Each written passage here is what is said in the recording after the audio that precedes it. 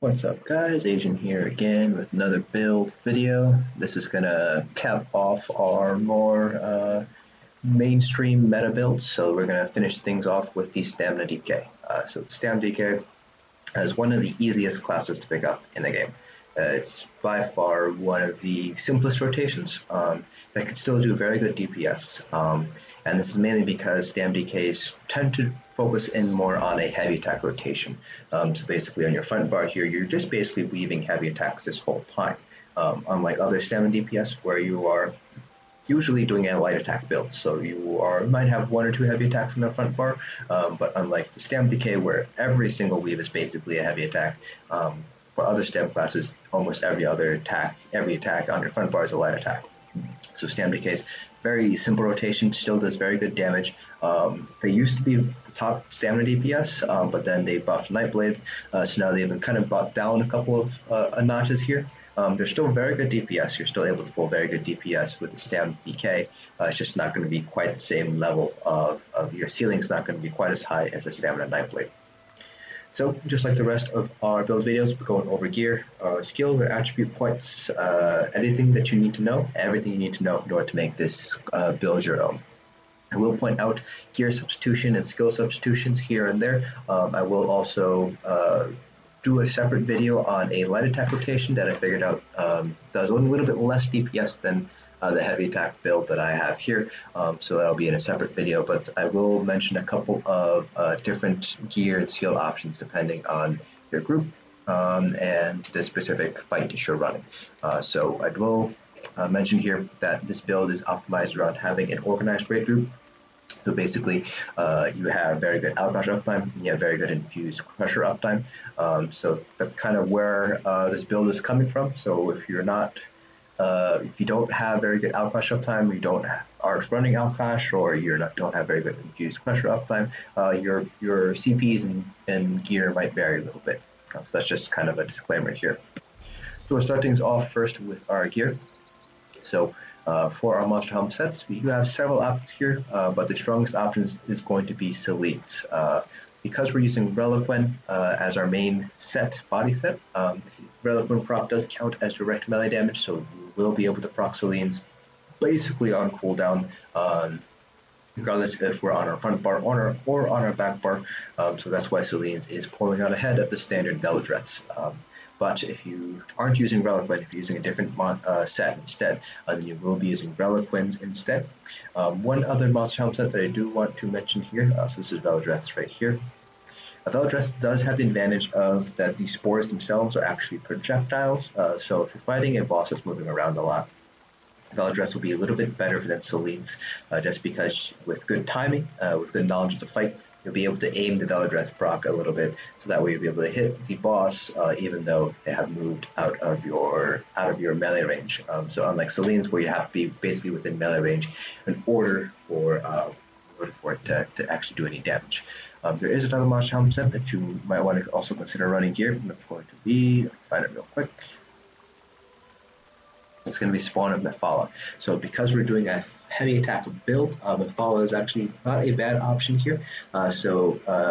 The stamina bonus here, the one-piece bonus, is exactly the same compared to Selene's, but the two-piece is whenever you deal damage with a fully charged heavy attack, you create a web for 10 seconds that deals 1562 poison damage every 1 second to all enemies within 4 meters and reduces their speed by 50%. This is basically, you could practice on cooldown. It's a 10-second cooldown with a 10-second duration. Now, the one thing I will mention here with Spawn of Mephala is that it does have a weakness. It's very similar to Stormfist's weakness, actually, in that the proc itself does not move around with the boss. So once the web is created, it basically stays there the whole time. So if the boss moves around, just like Selene's, Mephala will end up losing DPS just because the boss needs to stay within that Mephala proc the whole time in order for you to get the most out of Mephala. So that's something you do want to take into consideration. So on more mobile fights, you might want to use Velidreth, but on more static fights where the boss is not moving around a lot, you can go with Mephala or Selene's. Selene's is going to be a little bit higher DPS than Mephala. It's kind of up to you which one you want to run. Well, for our body set, this is the set that's going to be active on both bars, so front and back bar. We're going with Relequen, still a very strong set, still the strongest set for stamina DPS. I have the perfect version here, but you can go with the imperfect version if you'd like.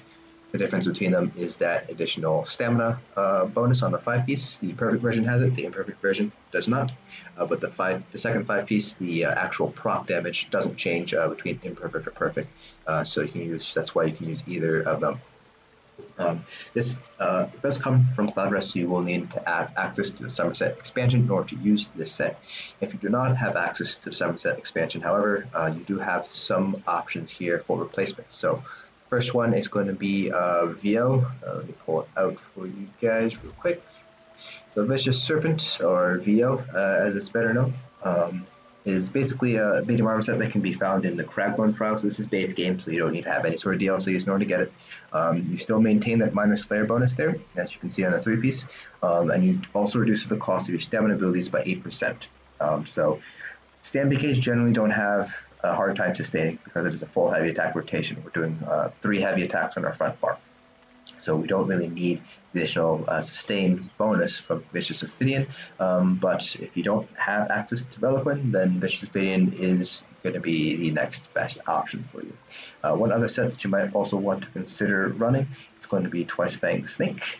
You're really only going to be running this if your group is not running Alclash at all. So you're not running Alclash period on either of your tanks. So that's the only time you're ever going to be using Twice Fanged Snake, and that'll be on your body piece. The reason for that is you're just not, if you use Twice Fanged Snake with the Lover, which is the Mundus that pretty much all stam DPS are running, you will end up over-penetrating, even if you aren't running Alclash. So that's why with Twice Fanged Snake, it's only going to be used if you're not running Alclash, and if you are going to be running it, you might want to consider swapping from Lover to the Warrior, because it's very easy to over-penetrate if you're running both Twice Fanged Snake and the Lover. So that's one of the reasons why we don't normally run Twice Fanged Snake in this patch here.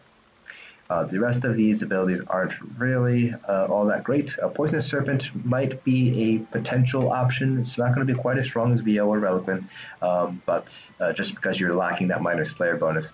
But because all of your dots are basically poison damage, the proc is pretty much going to go off. It's still a 50% chance to proc, and it has to be with a light or a heavy attack, but it is still a potentially good option here, just because you always have a poison dot on the boss, you'll have very good uptime on Poisonous Serpent. This is going to be obtained from Hellra Citadel, as you can see on the flavor text. That's from your front bar set. Other sets include Tried and True, Hunting's Rage, still a very good set to use on the front bar here. And you can also go with something like Leviathan if you have pieces from that set. Now for our front bar set, so this is the set that's active only in our front bar. We're going with Advancing Yokeda here. Our back bar rotation only consists of 3 or 4 skills, depending on whether we have to use Molten Armaments or not. So we are able to have a little bit better uptime on Advancing Yokeda compared to some other classes that might be running it. Advancing Yokeda is a heavy armor set, so you can actually run 1 armor piece here if you would like. We do have 1 heavy piece here just for some additional health here, so we have a little bit more health. So you can run a chest here. The downside is if you are running, for example, Relequen, you will need to have a Jewelry of Relequen. Jewelry of Relequen only drops from +2 in hard mode, whether that's normal or event. So it's a little bit harder to get Relequen perfect jewels compared to Advancing Yokeda jewelry. So that's why I prefer to have all 3 of my pieces be jewelry be from Advancing Yokeda, just because it's easier to obtain, because you only have to do that HRC to get the gold jewelry. We do have 2 daggers of Advancing Yokeda on our front bar here. So 2 daggers is still going to be the strongest option here for DPS. You can go with Dagger Axe if you would like. It's kind of up to you. You will do a little bit less DPS. But if you don't have 2 daggers, then by all means you can go with an Dagger Axe instead. So for our enchants and traits, all divines on all of our pieces here, all stamina enchants as well. We are using blue food, so that's why we're able to run all stamina enchants. We don't need to have any healthless or anything like that. For our jewelry, all 3 of our enchants are going to be weapon damage enchant, Heavy attack rotation again means don't have to worry about sustain, so we can go with all weapon damage enchants. Stamina decays do not have an execute, so Bloodthirsty is going to be a little bit less effective on stamina decays compared to on like a stamina Nightblade that does have an execute. That being said, 3 Bloodthirsty is still going to be very, very powerful. So you can also go with Infused, so you can go 3 Infused instead. So the reason why we're using Infused over Robust is because stamina DPS have higher weapon damage modifiers than they do max stam modifiers. So an infused weapon damage enchant is actually going to be stronger and contribute more to DPS than a robust enchant is going to be combined with that weapon damage enchant. So you can go with any combination of 3 Bloodthirsty or 3 Infused, anything in between those. It's kind of up to you which one you want to go for. I personally have 1 Bloodthirsty and 2 Infused. So again, it's kind of up to you how many Bloodthirsty you want to run. For our front bar, our main hand is nirn honed with the disease damage enchant. We don't need to worry about sustain again, so we don't need to run an absorb stamina enchant.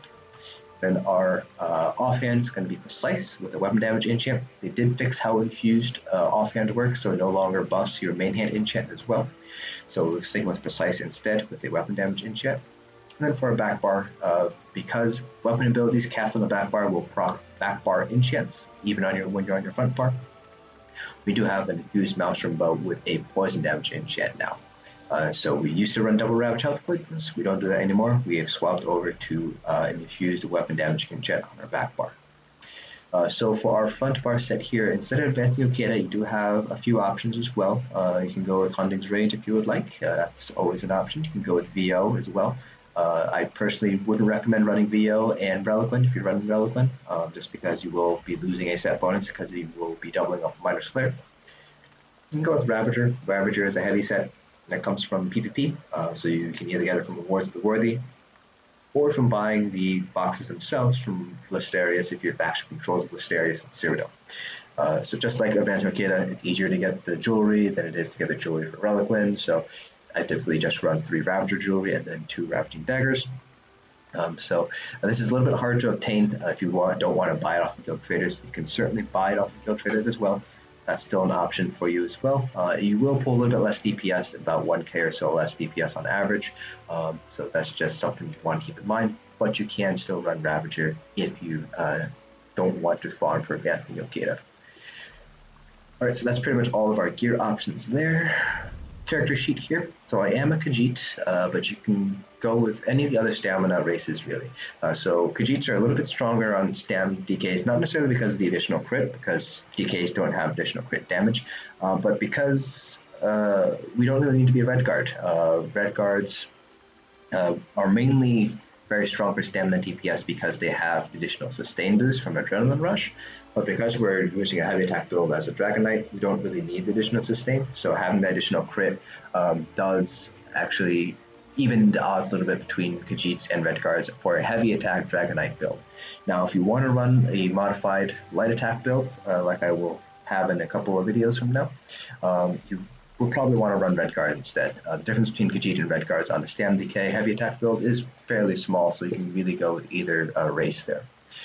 So Khajiits get that 8% additional weapon crit. So you can see here, before Advanced Yokeda is proc, we have a 77.6% weapon crit. So that's really, really high. And that's just because we're a Khajiit, so you have that additional crit chance there.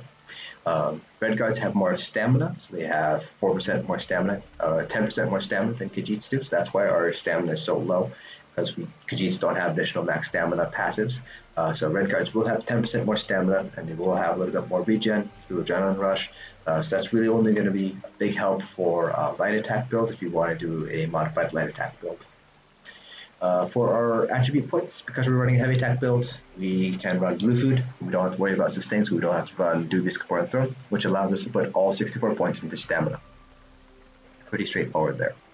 For our Mundus Stone, we are going with the lever due to the changes with Night Mother's Gaze and Sunder Flame in the Somerset patch.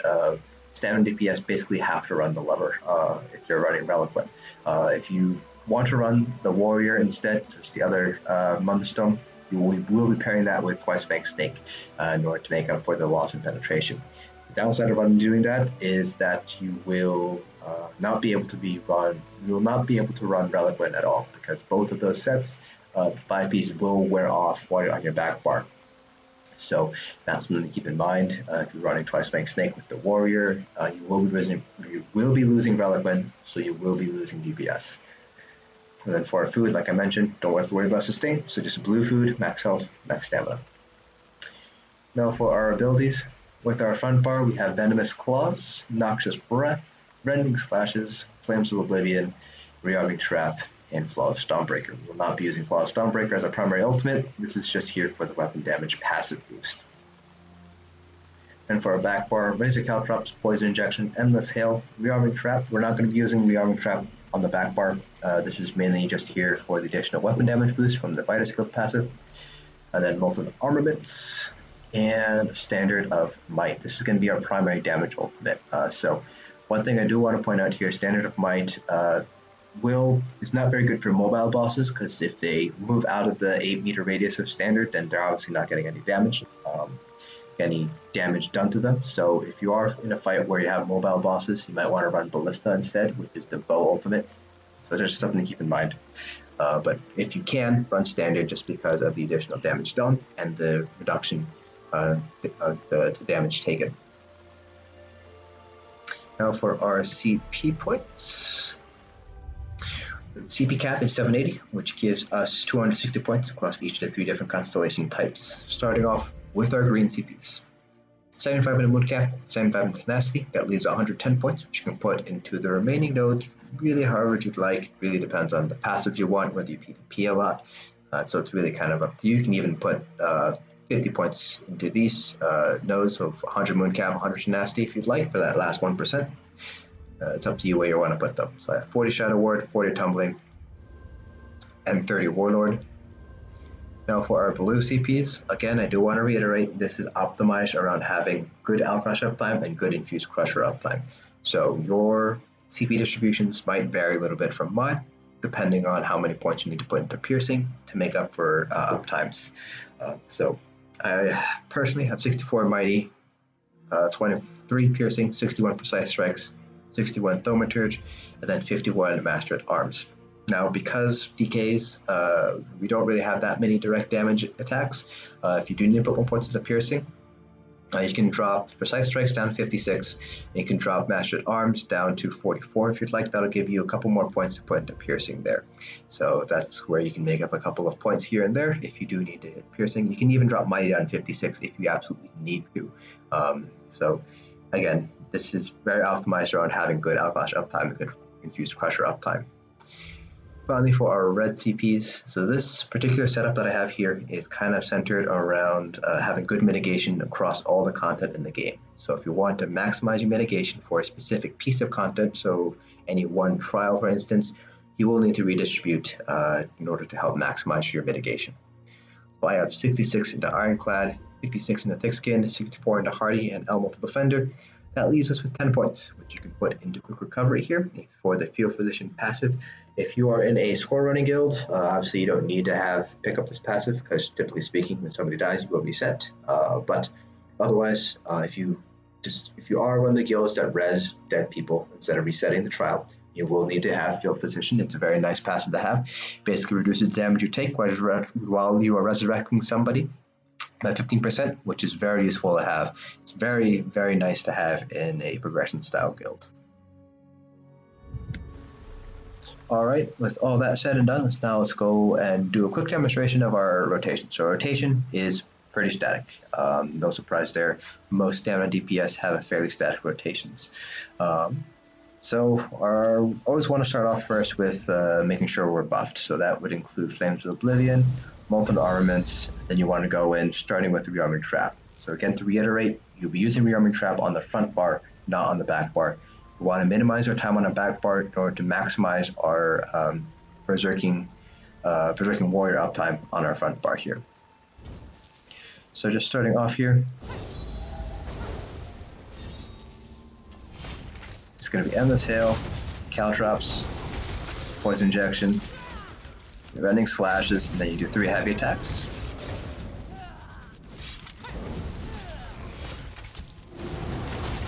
Then when 20 seconds are left with Molten Armaments, you will want to re-up it, unless you have a DK tank in the group, in which case You don't need to be up Molten Armaments because their Igneous Shield or Fragmented Shield will proc minor Brutality on you, but for a Parse, you will want to re-up it every 20 seconds for that minor Brutality buff.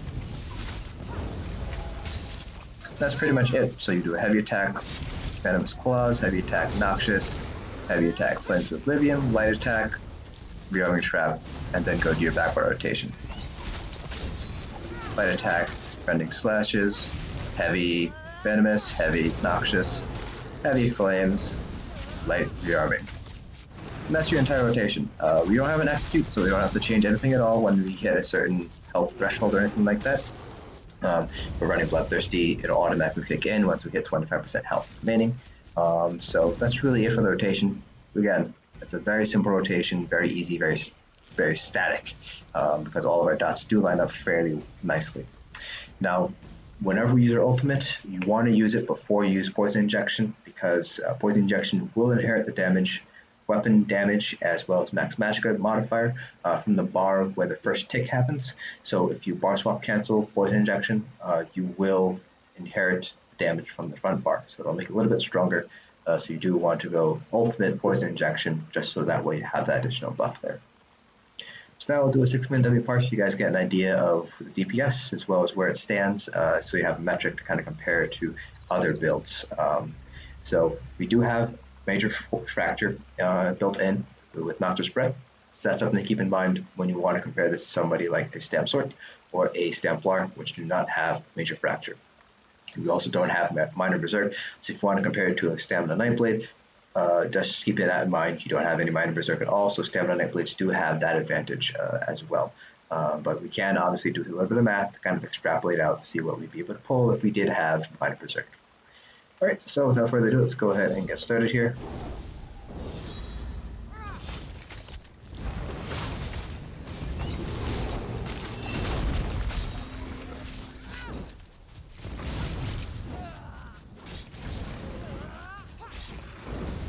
So not much to talk about the rotation, just because it's so static.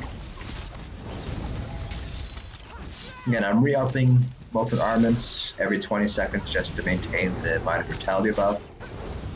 But I normally wouldn't be doing this in an actual raid, just because the tank's Igneous Shield or Fragmented Shield, whichever morph they're using, will also proc that minor brutality for me.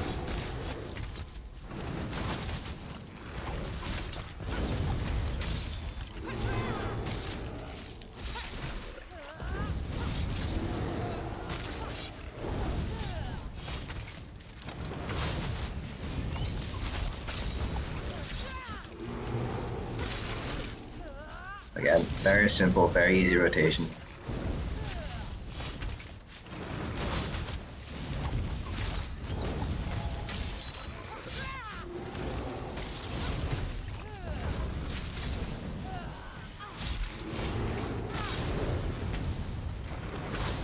That time I did do Rearming Trap into Flames of Oblivion just because I didn't have Magicka to cast Flames of Oblivion.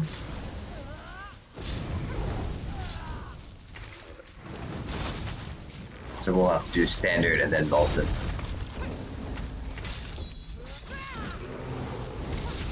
Just because of our lack of Magicka.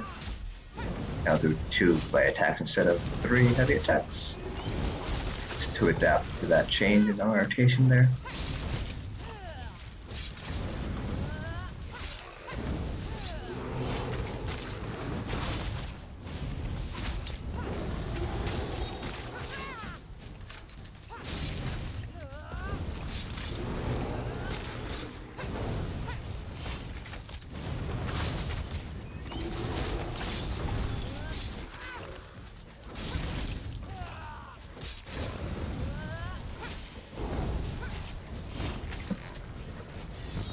Alright, there we go. Let me just get rid of my trap there. So we managed to pull about 43.7k. I've pulled a little bit higher. I've managed to pull 45k actually, was the best I managed to get. So, but more closer to average was around 44.2, 44.3. So this is a little bit on the lower end of things. And the main reason here, as we can see, is because we had very bad luck with crits. So looks like Or actually, no, we didn't have bad luck. That's just because Arms, Relequen, and Selene are both not critical damage. But actually, it does seem like we had a little bit of bad luck with crits. Our mean was 82, so Endless Hail was below. Caltrops was a little bit below. Our light attacks were a little bit below.